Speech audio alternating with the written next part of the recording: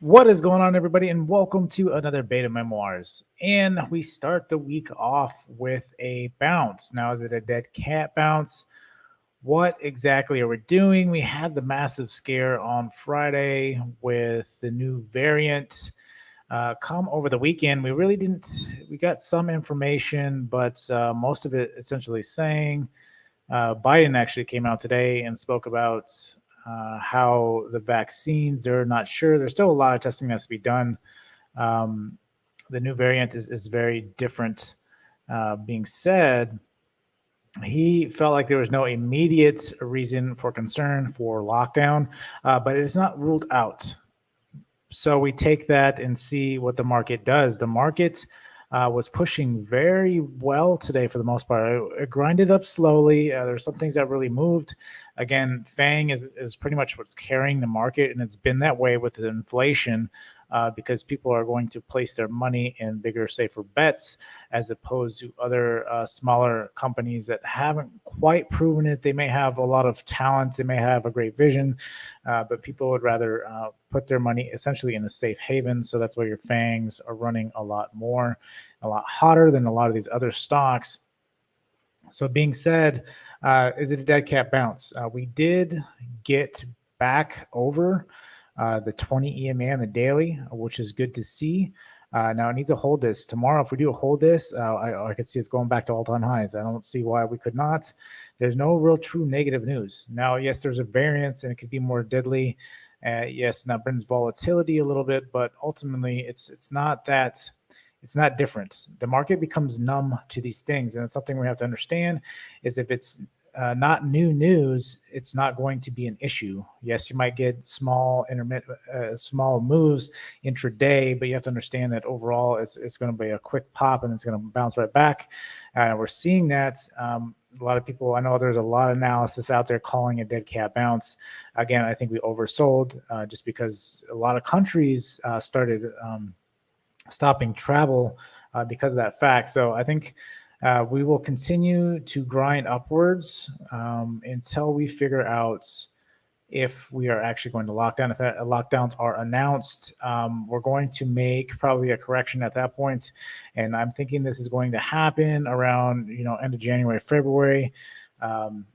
Is when this is possibly going to happen, where we're expecting a correction. At that point, you're going to start seeing your Bitcoin jumped back up today. Your inflation gauges. Last Friday, people were scared, so they sold Bitcoin, started buying gold. I think that was more just old money switching over to something that they known and trusted for years. And then come in today, they see all the nice bounce. Everything was coming back. It wasn't just a quick bounce. I don't know if it's a dead cat bounce.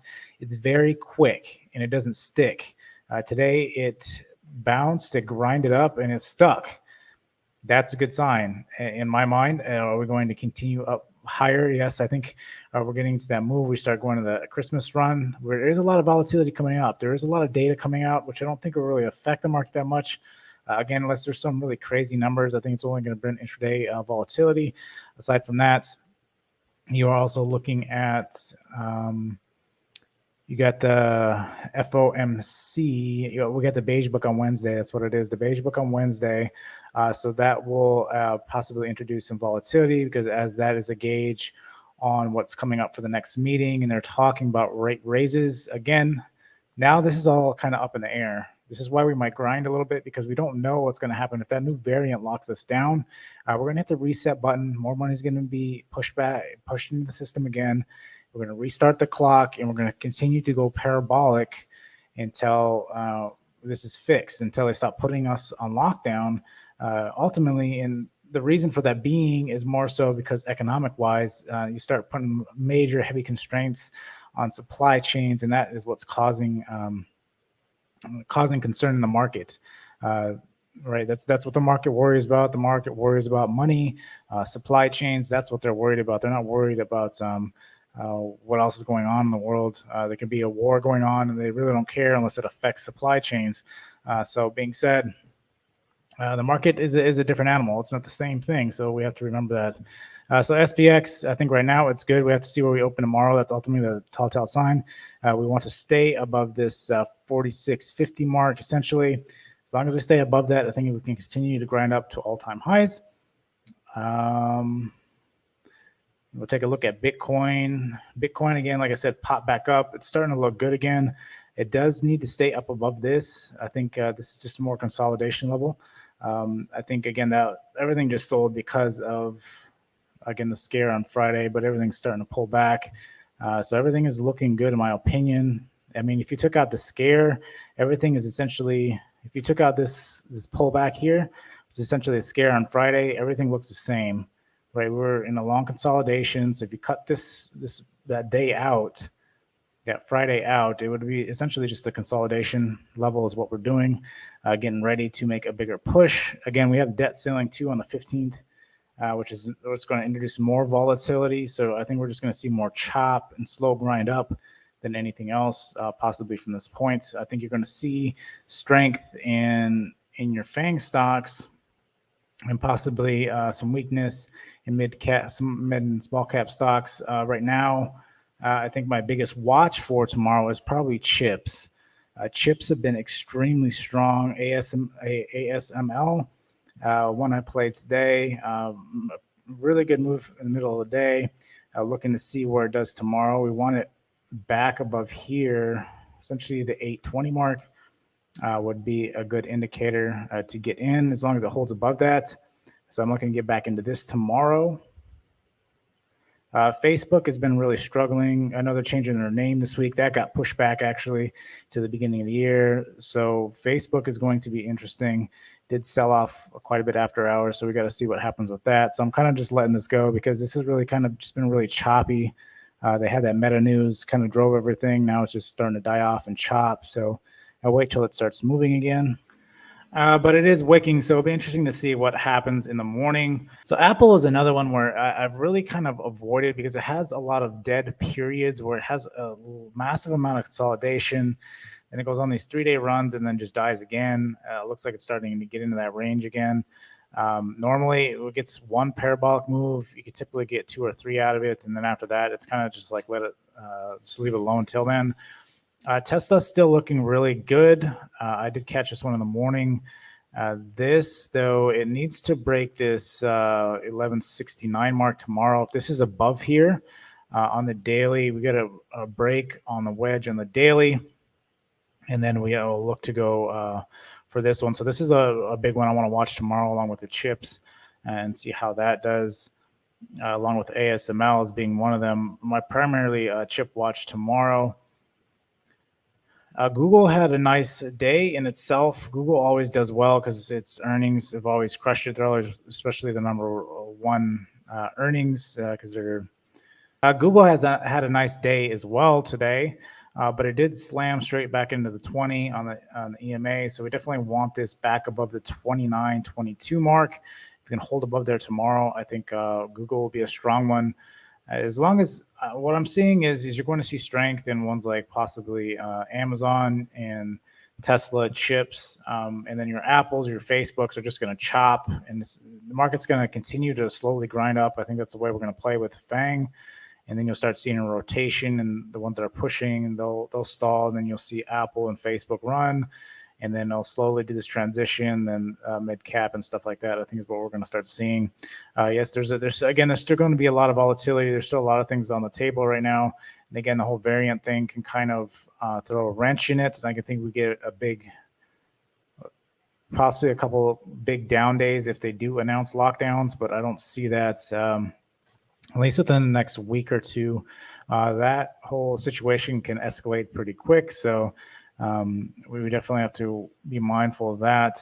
But I had a good day, but we definitely want this to hold above this 29.25, open up above that. And I think Google should be good as well. Coin and MSTR are ones to watch, especially if the market starts to, or Bitcoin starts pushing. These have taken a beating.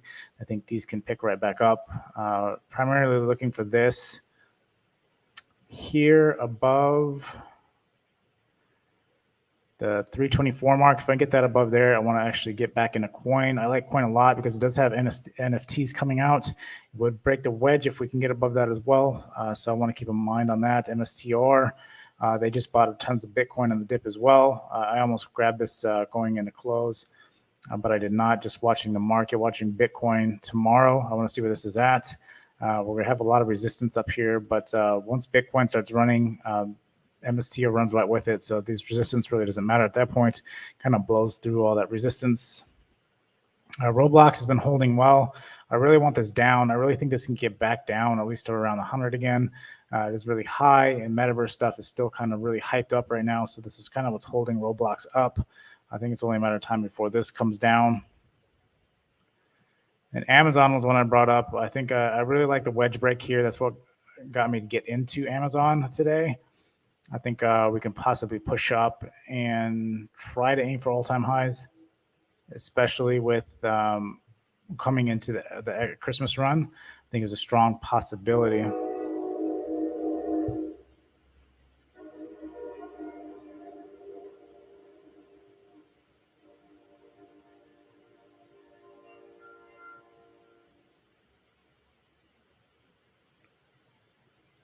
But we're definitely gonna have to see how that goes with Amazon. Shop did take a beating today, which is funny because their sale, Black Friday sales came out and they were 21% year over year or something like that, and they still sold off. But it's holding essentially this 1566 mark. As long as it continues to hold that, I think it'll be good. Could potentially go down to the 14, 15. Strong possibilities, but I think those are ones you're going to want to load going into the future. E-commerce will be big for the next quarter earnings. Still got some time. We just finished up this other earnings, so we got a little bit of time before I start thinking about that stuff again. Affirm died today. UPST held well. One thing, this has been consolidating a lot, and one I've been like jumping in and out of. It's been having these nice little pops and then sell-offs in the morning. So I want to see how this does. As long as it's going to hold above this 14, it is floating around the 200, which I do like. It's been consolidating. I think it's only a matter of time before this starts running up. Possibly the price target up to 260 would be what I'm looking for, but I'd like to, try to go for all-time highs. I'm not saying that it has to do that, but 355 would be nice from where it's currently sitting. But we have to be mindful of that and just be wary and see what happens with that, especially with everything going on. Nvidia, a lot of the chips are really high. That's why I like ASML. But LRCX had a massive run today. Nvidia had a massive run. AMD massive run. Again, because of supply chain issues, now you got all this flood of money. Chips are starting to catch up to everything. And so you're going to have this next run into earnings is going to be huge because of that fact that they're going to have a massive amount of influx of cash. So Airbnb, this one, any like travel stocks or recovery stocks, your planes, travel, leisure, anything like that, I would really be careful of this. I wouldn't buy these dips. This is my opinion, not financial advice, but you have to be mindful that the variant, if it is true, a lot of these things are going to go on lockdown and they're going to start losing revenue again on these things. So you have to be careful with these stocks. Because I believe they can come down even more than what they've already done so far. So just be mindful of that and be very careful when dealing with those. And then that's pretty much what I got. I know this video is pretty long. I kind of rambled a lot, but there's a lot going on. You have to be very cautious. I'm still very bullish overall. I don't think we're going to crash. Even if we do go on lockdowns, I think it's going to be just a couple days sell just because of the initial shock. But after that, I think we're going to be fine. I don't think it's nothing new. We only crash if it's something completely random, completely new, that we have no idea, no understanding of what's going to happen in the economy side of it. Right, the world could be burning, but as far as the economic wise, as long as supply chain and sales are continuing, the stock market really doesn't care what's actually going on in the world, and that's something you need to separate the two, because you get a better understanding that how is it really going to affect the economy, as opposed to how it's going to affect the stock market, right? Because they're two different things. So that being said, if you've made it this far, remember to hit the like button and subscribe if you're not already done so. Until next time, I'll see you guys later.